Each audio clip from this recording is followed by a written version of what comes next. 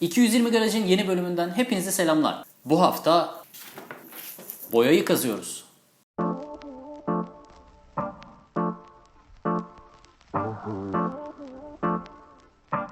...220 Garaj yenileme.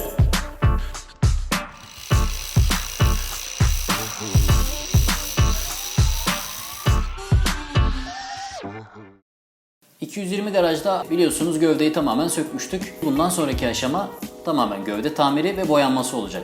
Gövdenin boyaya hazırlanması aşamalarından ilki olan eski boyanın sökülmesi işlemini kendim tamamlamak istiyorum. Tabii ki bu konuda boyayı yaptıracağım arkadaştan da destek alıyorum. Mutlaka ondan bilgi alıyorum. Çünkü hazırlık aşaması en az boya kadar önemli bir aşama. Burada yaptığınız bazı hataları telafi etmek için çok uğraşmanız gerekebiliyor. Daha önceki bölümlerde çok severek, bayılarak yaptığım zımpara işlemini bu kadar büyük bir yüzey alanında elle yapamayacak. Gövdedeki boyanın kazınması için bir el taşlaması aleti kullanacağım. Gözlük bu çalışma için olmazsa olmazlardan birisi. Çünkü yüksek hızla dönen bir aşındırıcı kullanacağız. Yüzeydeki herhangi bir malzemeyi yüzeyden koparırsanız eğer bunun çok yüksek hızla etrafa saçılacağından emin olabilirsiniz. Dolayısıyla gözlerinizi korumak için mutlaka bir iş güvenliği gözlüğü edinin. Ayrıca bu bölümde artık o ince siyah eldivenleri değil, biraz daha kalın iş güvenliği eldivenleri kullanmayı tercih ediyorum.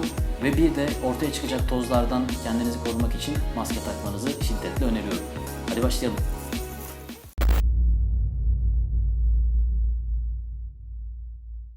Vespa'nın gövdesindeki boyayı kazımak için kullandığım taşlama makinesi 1400 watt gücünde ve devir ayarlı. Cırt bantlı zımpara sünger tutucunun üzerine 120 kumluk çok amaçlı zımpara kağıdını yapıştırıyorum. Zımpara kağıdı alırken makineye uygun olmasına özen gösterin. Paket üzerindeki uyarılara dikkat ederseniz işiniz daha da kolaylaşır. Kullanacağınız el taşlamasının mutlaka devir ayarlı olması gerekiyor. Çünkü çok yüksek devirlerde son derece kontrolsüz bir zımpara bizi bekliyor olacak. Kullandığım avuç taşlama makinesi maksimum 11.000, minimumda 3.500 devirde çalışabiliyor. 6 kademeye sahip ve bu da oldukça yeterli. Kullandığınız bu zımpara kağıdının etkisini çok daha fazla görüyorsunuz. Bu 120 kumluk nispeten daha kalın bir zımpara kağıdı. Bakalım nasıl sonuç verecek.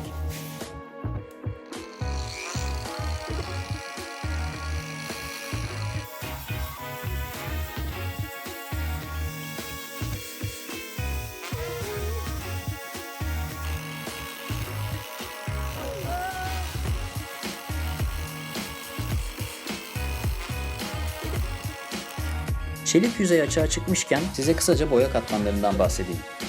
Çeliğin üzerindeki siyah astar boya, onun üzerindeki yeşil esas rengi veren pigment katmanı ve en üstte zımparalamaya başladığımızda beyaz toz olarak kendini gösteren vernik katmanı bulunuyor. Dış ortamda bulunan boyalarda gözüken renk solması buna güneş yanığı da deniyor. Temelde vernik katmanının özelliğini yitirerek boya yüzeyinden kopmasıyla oluşuyor. Zımpara işlemine ilk başladığımda oldukça hassas ve çok daha yavaş ilerliyordum. Fakat elim biraz alıştıktan sonra daha rahat bir şekilde zımparalamaya devam ettim.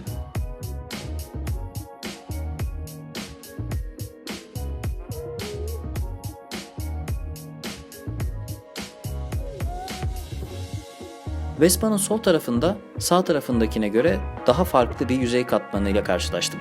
Bu tarafta karşıma çıkan bu beyaz tabaka aslında boya öncesi dolgu macunu. Bu da bize motorun sol tarafının daha önce bir tamirat geçirdiğini gösteriyor.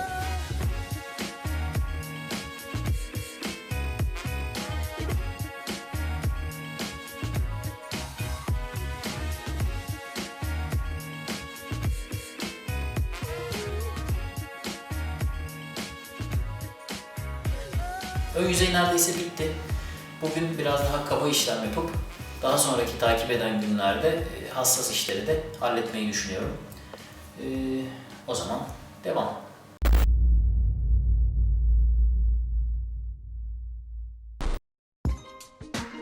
Motorun tam ortasından geçen taban kısmının üzerinde sanki altta baloncuklar oluşmuş da boyadan dışarı çıkmaya çalışıyormuş gibi bir görüntü var. Bu kısmın altında ne var? Gelin birlikte bir bakalım.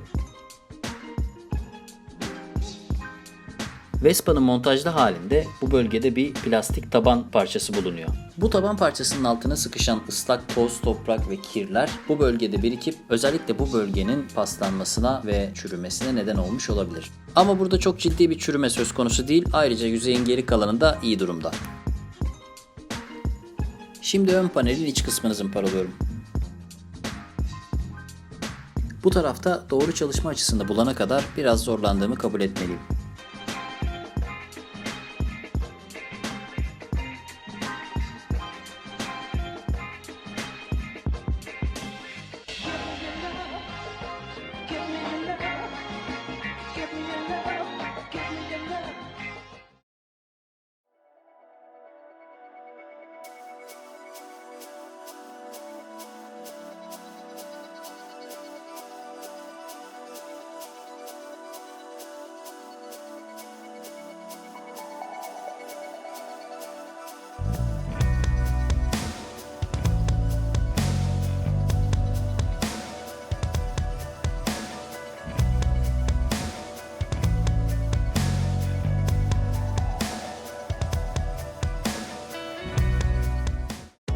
Evet, yaklaşık bir günlük bir çalışmanın neticesinde motorun yarısındaki boyayı kazıdım. Şimdi sırada kalan kısımların ve detay parçaların boyalarının sökülmesi işlemi var. Size kalan süreci göstermeyeceğim, ana fikri anladınız.